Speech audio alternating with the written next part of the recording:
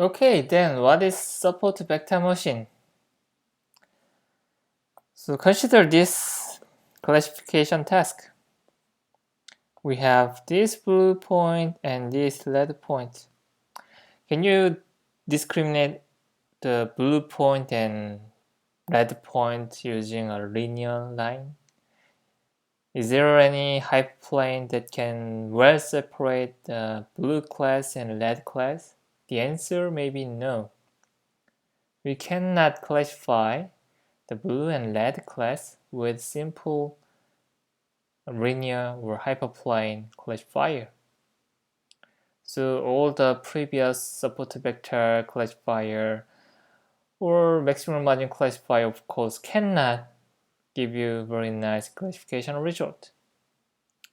We have to introduce some nonlinear classifier, and nonlinearity can be introduced with feature extension. Okay, for instance, in the previous linear regression or logistic regression case, when it is very difficult to fit your data point using this simple linear model, we can try this simple extension. Introduce the square term or cubic term so that your function, your model, can describe more flexible curve. And by adding more parameter, you can have more degree of freedom, so you can more easily fit your training data point.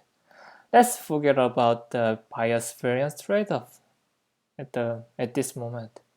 When you introduce more features by adding this some trick, polynomial trick, or some exponential, this is also possible. Beta 4 exponential x1 or beta 5 log x1, it's also possible. Okay? So you can add many new features from existing feature, and this is called feature expansion. So we can deal with this nonlinear decision boundary using feature expansion. This is very powerful. For instance, in this case, when you introduce x1, x2, x1 square and x2 square, then you can draw a circle from these four features, and you can define very nice decision boundary for blue and red classes. But the problem is, if you cannot see the data point, or it is impossible to visualize the data point, for instance, when you have more than 3 input predictors, it is almost impossible to draw some picture to you from the data point, because for this space it is hard to imagine, right? So because you don't know how the input data shape looks like, it is very difficult to decide how to expand your feature space. Is it good idea to introduce square? Is it good idea to introduce log? Is it good idea to introduce cubic? It is very difficult to answer because you don't have any knowledge on the data point. Okay? So support vector machine, the key point of support vector machine is we will use some automatic feature expansion that usually works well with real dataset using some kernel function. I will explain what is kernel function in this video. Anyways, so the key point is let's use some automatic feature expansion so that we don't need to worry about the choose of new features. Okay, and why this is very nice and why this is even convenient. Very simple method. Start from the subtotal vector classifier. So let's go back to the previous clip where we introduce new optimization problem with respect to beta. So it was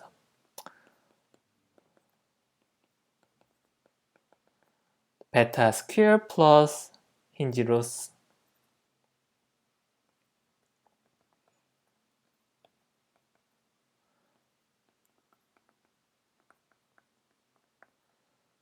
And in this case, the solution of beta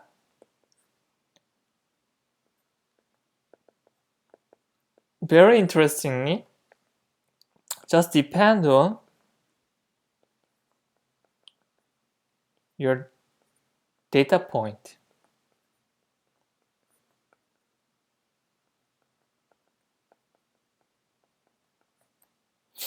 Okay. And here alpha I is 0 when this is not support vector, 1 which is strictly support vector, and in between 0 and 1 when this is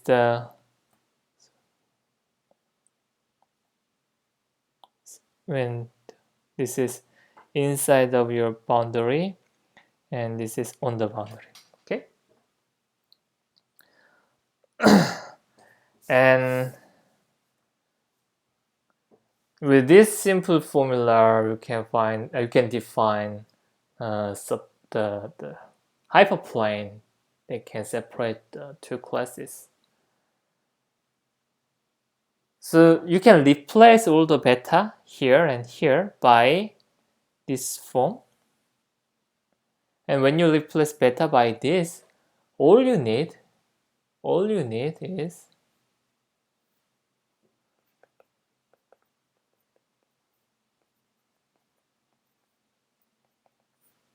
to define the decision boundary and to find the beta vector. Essentially, you don't need to store beta actually. You just need to store alpha 1 through alpha n. And you just need to find out what is alpha 1 through alpha n by some optimization process. And where you just need to the inner product between all pair. You just need to inner product between all pair and yi value. From this, you can learn this alpha 1 through alpha n. And once you learn alpha 1 through alpha n, your function fx, your boundary function, fx, which essentially was defined with beta, but now we can define with alpha, right? And the equation was this, right? We can use this. We can define fx using alpha n, x1 through xn, and y1 through yn. These values will define fx. So from alpha n, x, and y, you can classify all new input x, and where for the computation you just need to inner product between x, new input x, and all the reference point xi for I, or for I where alpha I is strictly greater than 0, that affect the hyperplane. Okay, so all you need is inner product.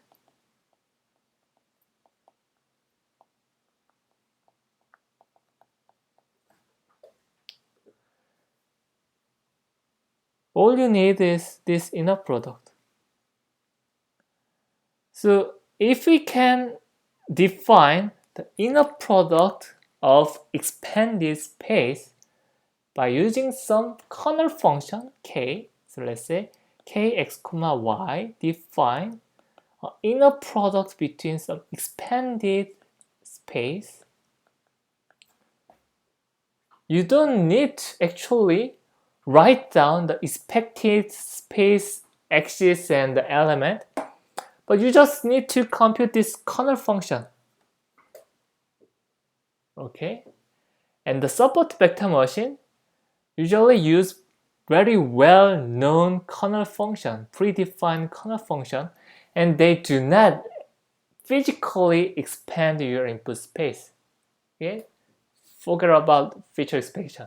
You just need is inner product, and the corner trick is replace all the inner product by a simple corner function. Whenever you want to compute some inner product, bring the corner function. Okay, if you need inner product between xi and xj, then bring corner function and compute corner function of xi, xj. That's it.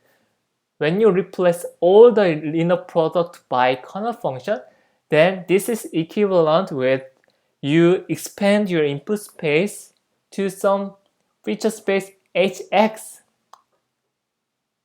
Usually the corner function use infinite feature space, but we don't care. We don't need any the element-wise inner product for the expanded feature space. So it is totally okay you have infinite dimensional feature space after you expand your input. That's fine. Okay, so this is beauty of support vector machine.